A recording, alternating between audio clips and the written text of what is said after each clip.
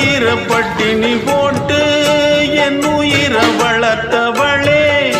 தன்னந்தனியாயிருந்து என்ன கரை சேர்த்தவளே, நோயாலே நான் படுத்தா நோம்பிருக்கும் ஆத்தா, தீ மூண்டு தீர்ந்திடுமானம் கணக்கு ஆத்தா, பெத்தவள தள்ளி வச்ச பாவத்துக்கே பக்கம் வந்து